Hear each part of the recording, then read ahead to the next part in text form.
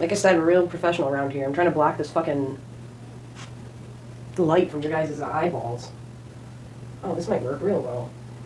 It's the Marauder's map, but it's a bandana. Somebody found it at work. I don't have half my outfit on. I'm covering up the reflection of lights so I don't blind you guys with bandanas. Happy Halloween, guys, even though I said we were going to start celebrating way earlier. One of these things is not a costume, and I keep out year-round. If you've been watching since the beginning, my day oneers, and you've watched my mom interview, you know we are huge fans of capes. There's a hood. Yeah, do you guys want to talk about Harry Potter? I fucking love Harry Potter, obviously. I fucking love Harry Potter. I really do. But I feel like one thing that people talk about all the time is, okay, we're upset that they left this out of the movie. We love this thing from the book and we left it out of the movie. But there are things in the movie that I appreciate that were added in that aren't from the books. And if you know anything about me, you know that I'm a super Harry Potter fan. I think there are certain things, and more as they get longer, so the farther into the series, the more they have room to do this. Because I realized I was going to do them 2 by 2, and so I have Sorcerer's Stone and Chamber of Secrets to talk about. But those ones are pretty close to the book. So with these two, I kind of just had to go off of what were things that I really liked that they kind of took away from, or characters they left out. So Chamber of Secrets and Sorcerer's Stone are or Philosopher's Stone is going to be a little bit different than probably the rest of the videos about this because there's more to do. But one thing that I'll die on, Michael Gambon is great as Dumbledore. But Richard Harris brought that that goober, funny, grandpa-like quality to Dumbledore that I feel like Michael Gambon lacks, because that's the best part about Dumbledore. He's like a joking, fun guy that is like your grandpa, and he's silly and he's wacky, but then it's like, you don't fucking step to Dumbledore. Do you not understand? And we'll get into it, but yeah, so this one's a little different. The opening shots of Sorcerer's Stone it's so, like I said, this is so accurate to the book, but there were a couple things, because I listen to them all the time, but a couple things that I really listened for this past couple days. I've been listening to it at work, and one of them is in the very beginning. I know that it's like this through the entire series and how far back she had already planned, how much of the story was already in her head, but having his nose, literally one of the first things we hear described about Dumbledore is, in the books, is it looked like he had his nose broken once or twice. And if you know anything, you know that his brother breaks his fucking nose. Later on in the series, you find that out, that he did that back before. Also, don't come for Aberforth. That's my fucking dude. Cat McGonagall talking to Dumbledore. Great. This one thing about these, and like I said, these ones are gonna be a little bit different. One thing I can say about this whole series, it is so perfectly cast.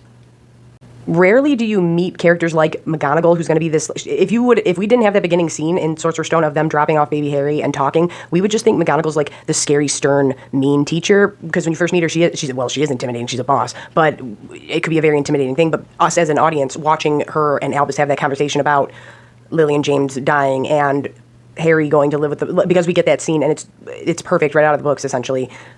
Just, I feel like McGonagall shows a softer side in the book scene than in the movie scene. Like, she shows a soft side for sure, and you also get how close her and Dumbledore are, because just the way they speak to each other and everything, and you get that in the movie too. There's just a little more with McGonagall getting, like, emotionally and visually upset when she finds out about James and Lily passing away, and Dumbledore literally has to comfort her, like, wrap his arms around her, like, he reaches out for her, and it's like, oh, that shows she's very, very compassionate and was close to these people, and now she's dropping their baby off, and you know what I mean? And I kind of noticed that. And then, like I said, I noticed rarely do we get, when the perspective is going to be from the main character, from Harry, rarely do we get characters like that early on, and it's like she could have made it just Albus or whatever, but no, there's Hagrid, there's Dumbledore, there's McGonagall, and we see them all interact with each other, so we know what to expect when Harry meets them. And I'm trying to think of another story that does that with such main characters, where it's like, no, we're going to have them be the very beginning, and then we'll go into the main character that you're seeing everything through. I was born in 92, so I think I was turning 10. How old would I have been? I was like 2000. This came out in 2001, right? So I would have been turning 9 or 10. I don't fucking know. I've been up for way too long. But so I'm right around the perfect age, and I remember I didn't know shit about Harry Potter. And my aunt took us, and me and my sister and our 3 other cousins. We all went to go see the first Harry Potter, and I was like, what the fuck, man? And then I remember when Diagon Alley opened, it was like, holy shit, this is fucking awesome. One thing that this series does very well, especially in the movies, especially if you're a younger kid, it fully immerses you immediately. It immerses you immediately into this world of people turning into cats, and magic is a thing, and what is going on, but it's like, we're here. And then we go back to the Dursley way of life, and it's not jarring, it's just like, holy shit, we know this is, it's like you are fully immersed from page 1 or minute 1. And this is another thing I mean about Richard Harris, who passed away playing Dumbledore after the first 2. He when he says I would trust Hagrid with my life, and some of his other line deliveries, and it just, and if you don't know who that is, he's Caesar in Gladiator. Joaquin Phoenix kills him. That's Richard Harris, and he played Dumbledore in the first two before he passed away. And he gives you that grandpa quality. He gives you that I care a lot, but I'm also goofy and wacky and everything. I like, there's no questioning it, and it's so gentle. I would trust Hagrid with my life. Like, you know that he means that 100%, and he's saying it in such a, I don't know, a Dumbledore way. And then it's like, but when shit gets real, do not fuck with this man. I'm gonna praise Michael Gambon too, because his line delivery in Order of the Phoenix with, "It was foolish of you to come here tonight, Tom." Oh my God, he delivers that so well, and that's Michael Gambon, the other actor. But I can just speak so highly about the casting and the set decoration, the set design. God, I was about to say set decorations. The set design, like, you could tell it was like we put fucking work in. If you've been watching my videos, you know that I say this all the time. I love film. That's my true love. But I love to read. I love all kinds of shit. But there's a big difference in between film and a book. So when people are going, well, I wish they could have done this, this, and this, it's like, no, we can't do all that because we need to get from A to B to C, and we need it to work, and we need it to be, you have to trim things. It is what it is. Just know that I'm going back and forth. Books, Dudley does way worse shit. Movies, he's way more of just like a brat and a dick. They make him more straight up like evil, what he does in the books a couple times, compared to like, I'm just being a bratty asshole. One thing I do wish they would have done more is with Petunia, his aunt. I wish they would have done a little bit more groundwork, because this was the foundation of the series. So we're also going to get into why I think Ginny ended up being kind of shoved to the side because of a choice that was made early on.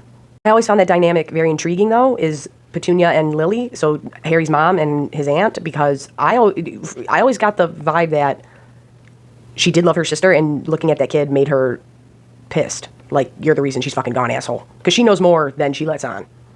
I think that would have been interesting if we would have gotten a little bit more of Petunia. I understand that we can't have a ton of it in the movies, but just a little bit more. Also would have been able to pay off the whole why Voldemort couldn't touch him at the Dursleys, and why he always has to go home there in the summer, and people go, why can't he go live with the fucking Weasleys? Why can't he stay at school? Why can't this happen? Because there's a reason why he has to stay in that house. There's fucking magic. In the books, Ollivander, and I like this, and I wish they would have, and this is one thing where I'm like, no, it was great. It was perfectly done. But if I had my way now, I would say make Harry a bit more creeped out by Ollivander, the wand maker, only because Ollivander he's another character that I think is really interesting. He respects wands so much and respects magic so much, and the people that can wield the wizards and witches that can wield that type of power, you can tell he respects it. He says it in the first movie, and this is what I mean. They did put they did put it in of Harry being like, what the fuck, like, but they make it more like he's telling a story, where in the book he's like, he did powerful ass shit. Like, I give him respect. I don't have to like it, but I can respect it. And Harry's like, I don't like his eyes. He's creepy, and you kind of just get that he's telling a story in the movie, which I still appreciate because it's in there, and they did almost the entire thing right out of the book. So the wand chooses the wizard. We all study wand lore, all that shit. And for him to be, he respects people that I think he just like knows, like, oh, I see you when you get your wand. Sorcerer's Stone and Chamber of Secrets are so close to the books that I'm just going to talk about a couple other things and what I've always thought. When you get to the end of the series, spoiler alert, in the book, he uses the Elder Wand to repair his broken wand so that he can have his wand back. That's what Harry does. He doesn't snap it in half and throw it over the edge. For movies, that made sense to me. Other people hate that. It makes sense to me. But in the books, he repairs his wand. I always took that Hagrid had his... As soon as I found out he did that, I was like, oh, so Dumbledore fixed Hagrid's wand. It still got snapped. He just fixed Hagrid's wand for him, though. And apparently, other people don't think this. I know that Ron in the movies is our character giving us all the exposition, but he's my favorite. I love Ron. He's my favorite of the Golden Trio. He's Omari's favorite. We all love Ron. But not only do I have my own love for Ron, if you watch my video with Big Omari, he says something that I'd never thought of before, and he goes, no, because I needed that friend before, that I was the new guy, and I needed that one person who reached out and was like, yeah, I'm going to be your friend. And he's like, I knew people like that, so I like Ron. And I just thought that was really sweet, and I was like, oh my god, I never thought of it that way. I just like Ron because, and we both like, Ron, muggle dueling, let's get into that. They didn't have enough of that in the movies. Ron throws down all the fucking time. all the fucking time. He's always telling Harry to punch people in the face. He's punching people in the face. He's always starting fights and getting into fights. And they call it Muggle dueling, and I wish they would have had more of that in the films. I understand why you couldn't have had little children beating each other up all the time, but you should have had Ron get into at least shit. He gets into like 4 in the first book. In the book, he meets Malfoy in Diagon Alley, and he's being an elitist little shit. In the movie, I think it's just as well done when he meets him at Hogwarts, and it's in front of everybody. I feel like that is more satisfying to, I think, I do. I give the movie credit because, one, you're cutting things down, but by him calling him out in front of everybody like, Harry Potter's come to Hogwarts, it's like, oh no, it's fucking on, because now it's not just me and you getting fitted for our robes and you're kind of being a dick and you don't know who I am, I'm fucking Harry Potter, but it's in front of the whole school. I feel like the message gets across easier that way, so I'm gonna give that one to the movie. That doesn't mean I don't understand why it's different in the book and why there's more. Okay, and I'm gonna hit you guys with this one. Something that the movies did that the books didn't do at all, which is rare for these first two. Do you know the whole Neville forgot his robes thing with the Remember All, and everybody, people were sharing it all over. They were like, oh my god, he forgot his robes. That's not in the book. That's in the movies. They came up with that. So it's like that. I think that's really cool. And the houses back each other up way more, especially in the first couple books. They make it seem like it's just Draco and Harry going at it in the movies, which I understand, but there's more solidarity within the houses than they kind of let on in the movies, and I wish they would have done that more. And they do it more as the movies go on, but not as much as they should have, because I think Pavarti is the one who first yells at Malfoy, like, leave Neville the fuck alone, when he takes the Remember All, and Malfoy's like, oh yeah, no, fuck you, and that's when Harry steps up. And of course there's more characters and everything like that, and you can get to know them, so yeah, I understand. It's just, I wish they would have had, because all that takes is a line of dialogue, but then you gotta pay people. But either way, all it takes is one kid going, yeah, fuck that shit, you know? In the book, Draco tricks Harry into coming to a midnight duel, and in a duel you have a second, and Harry has no idea what the fuck Malfoy's talking about, and Ron tells him what a second is, and that's, I pick up the fight if you die, but neither one of you are strong enough with your magic to be able to kill each other, so don't even worry about it.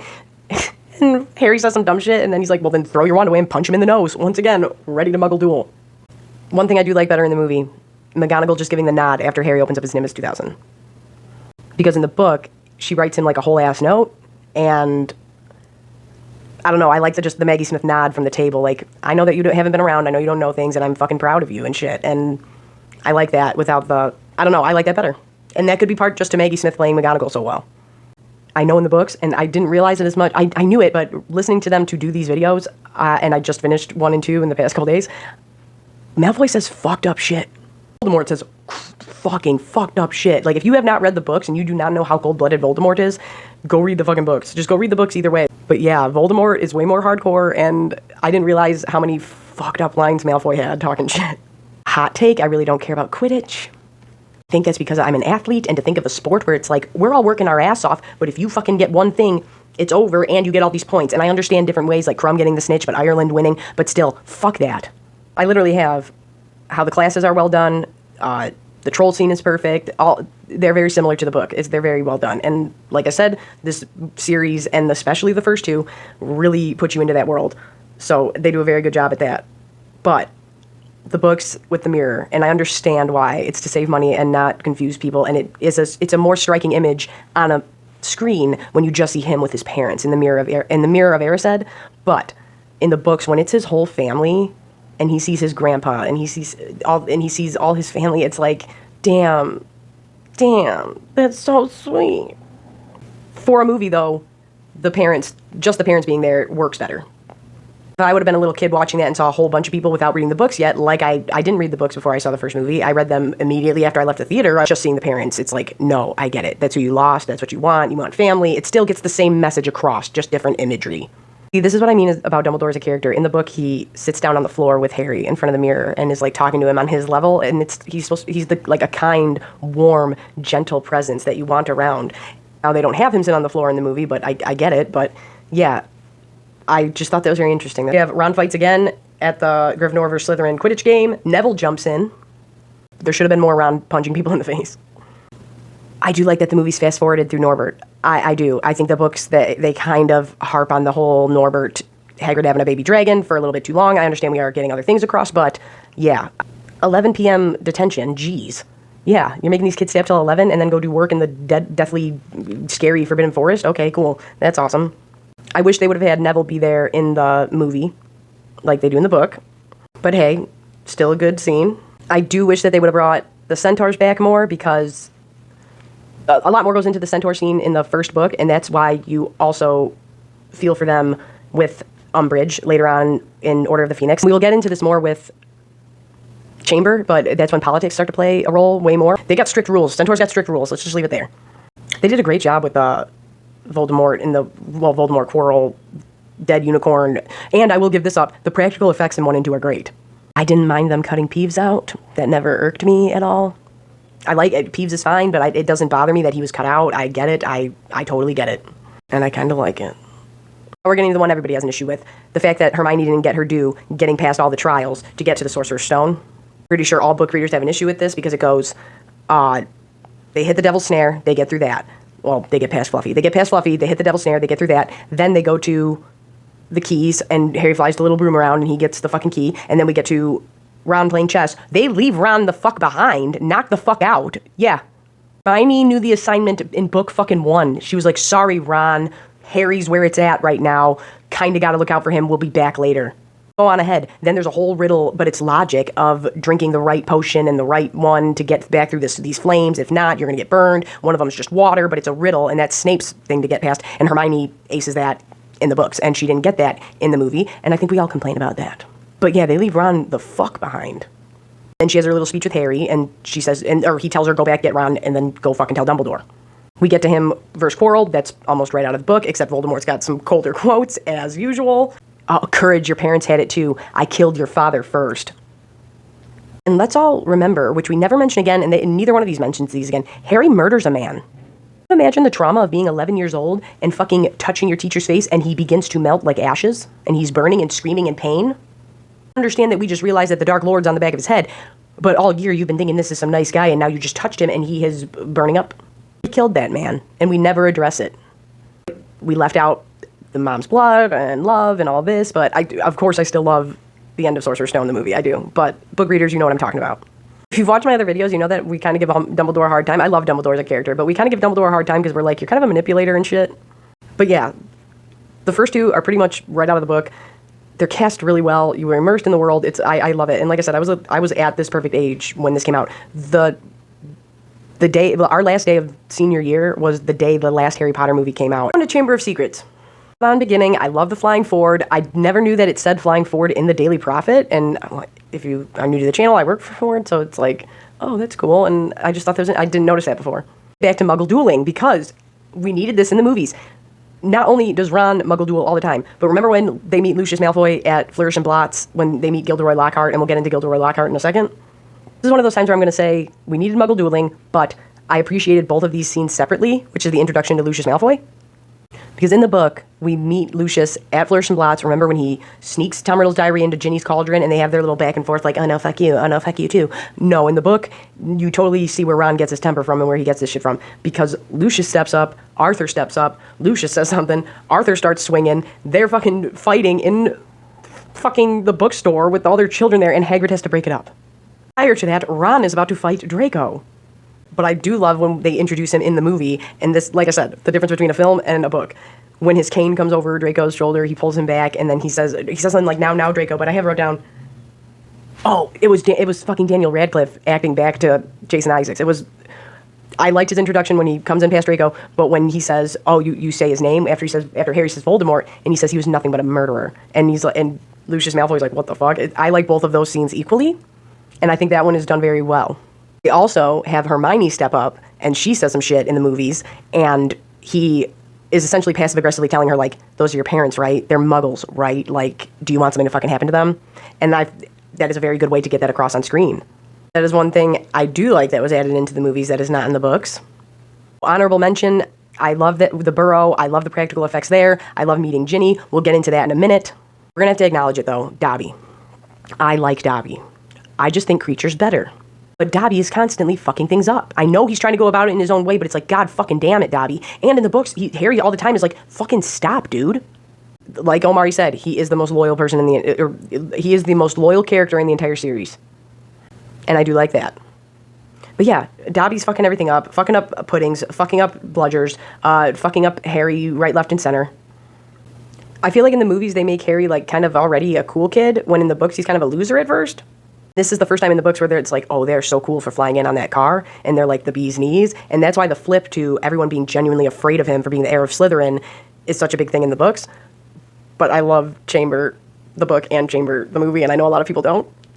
Kenneth Branagh plays a perfect Gilderoy Lockhart, but I'll argue that Gilderoy is kind of more sinister than Snape.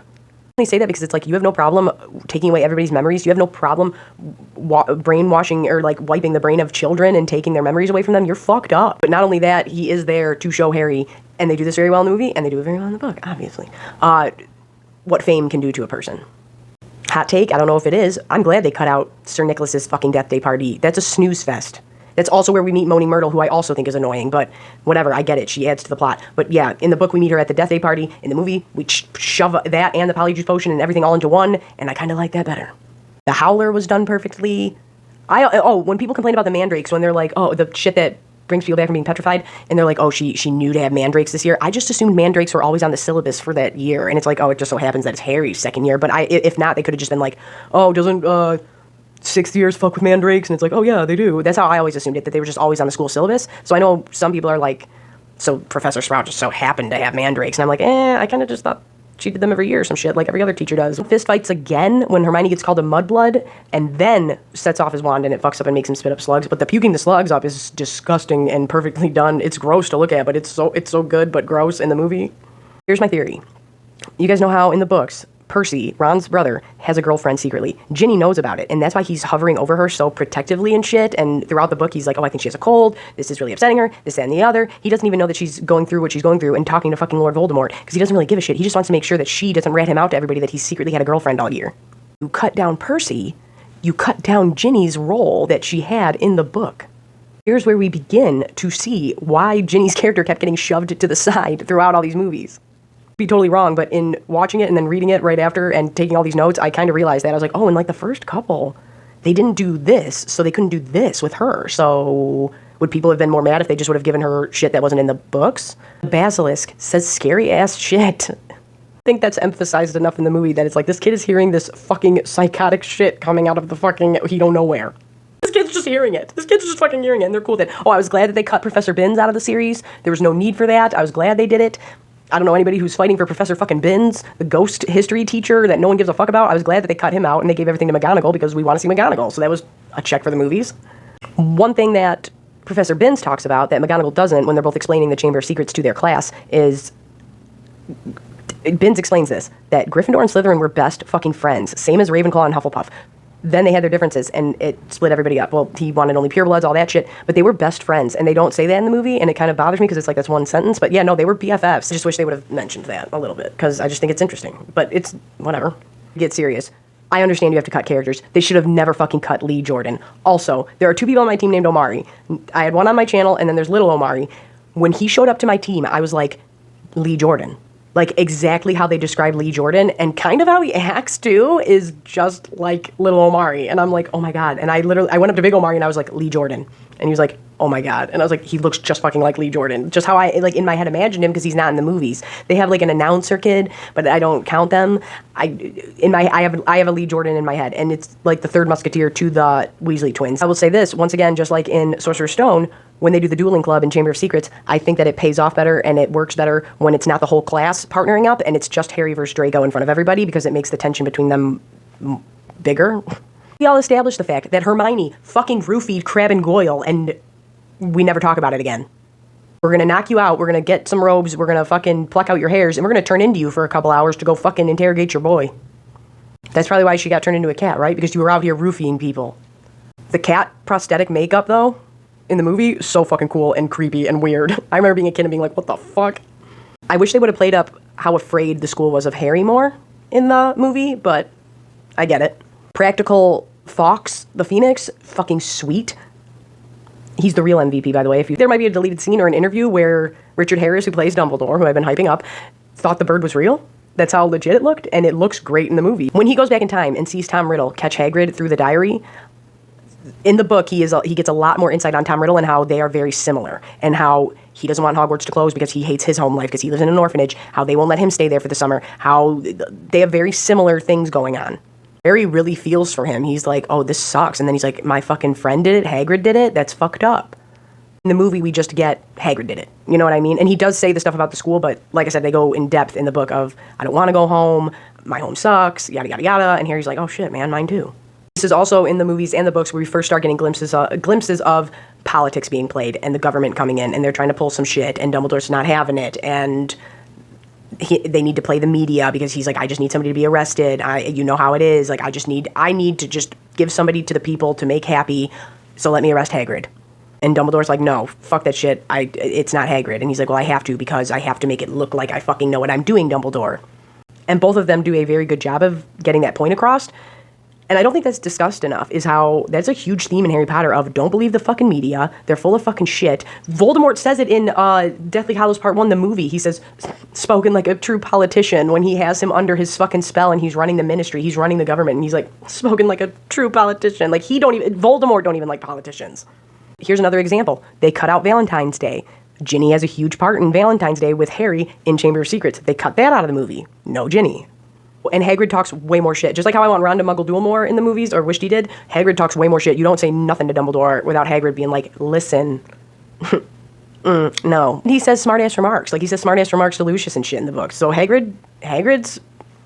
claps back. Hagrid claps back. I thought that taking Hermione out in the book and the movie, literally by having her get petrified, was super smart on J.K. Rowling's part and on the movie. I mean, obviously they have to do it in the movie, but it was very smart to do with storytelling because now it's just Ron and Harry, and they lost their strongest link. I don't know if people realize that or if nobody told you, but it's like, no, Hermione is the one that can do everything. And so by taking her out, it's like handicapping the fuck out of them. This is why I want a Voldemort prequel on HBO, and they're fucking screwing us, and I'll tell you guys about that in a different video, but Tom Riddle is way more charming, way more charismatic. Even when he's talking shit, he's way more talkative, it's just like a typical bad guy. They do a good job with him in the movie, but way more charismatic, talks way more shit, and you still are like, I kind of like listening to you talk. This is what I mean. Dumbledore don't even show this time. Fawkes does, but I get it. It's Fawkes and the Basilisk, and I get it. I do like in the books when Tom Riddle says, he does convey this in the movie, but when he says, we even look alike, and he, like I said, he talks way more. The books, you are done with the Basilisk in like a page and a half. And that practical effect of him stabbing it through the roof of its mouth, super cool in the movie, super fucking, all the practical effects in the first two are fucking awesome. That one's super awesome, but it kind of happens real fast in the book. And the movie, we get this whole chase scene, and I understand why, but I really like that a lot, and I think they did a very good job with it, and that Basilisk is fucking creepy. With the book, we do get more politics, because Malfoy kind of set Ginny up because there's the Sacred 28, which is the pure bloodlines in the magical world, and the Weasleys are one of those families. And at the time, their dad was trying to pass a Muggle Protection Act at the Ministry. And so Dumbledore in the book is saying to Lucius Malfoy, oh, how convenient, while Arthur's trying to get this through at the Ministry to protect Muggles, his pure blood daughter is out here at Hogwarts fucking killing people with the fucking heir of Slytherin. Like, how fucking convenient, Lucius, and he's talking his shit. He'd still have a back and forth in the movie, and I still like it, and he still calls Lucius on his bullshit, but I do like I said, that is a running theme in Harry Potter throughout the books that is not talked about enough, is that don't trust the government, don't trust the media, and don't trust them together, and that's a huge theme, and it starts very early on. I feel like the movies make us like Dobby more than the books do. The books make him sound annoying. I don't know, but he is loyal, he's a great character, I love Dobby, I do love Dobby, I just think Kreacher's story is better, I think Kreacher's a better character, I think he's a more interesting character, I love Kreacher, what can I say? But yeah, it's Halloween time. Talking about Harry Potters, I got my capes on. Whew, it's finally cold out, you guys. I'm not gonna lie, I just wanted to bullshit about Harry Potter. And it's the 20-year anniversary of the first movie coming out. It's the 20-year anniversary of the first Harry Potter coming out. I'll repeat that for you. Yeah, everybody's always like, this thing in the book that they didn't do in the movie. This thing in the book I liked better, and I have tons of those. You just heard me talk about a bunch of them. But there are things in the movies that were added in that are not in the books that are really cool, and I think we should talk about those too. You think cutting out a lot of these things is why Ginny got screwed, because she was pushed to the side for so long, and then it was like, wait, we need you? Like I said, we'll get into more of them. This is just the first two. I'm Abby with Motor City Nerds. Remember to like, share, and subscribe. It really helps me a lot, and thank you to everybody that's subscribed recently. But I am going to continue this Harry Potter stuff with 2 at a time, that way we can crank them out. I'll remember the giveaway for the Loki horns with the stand from the Emerald Empire at 300 subs. We're giving this away. So, let's see. But all you have to do is subscribe to the channel and leave a comment on a video. That's it. That's all to enter to win. And once we hit 300 subs, we'll pick somebody to win. But yeah, it's Halloween time.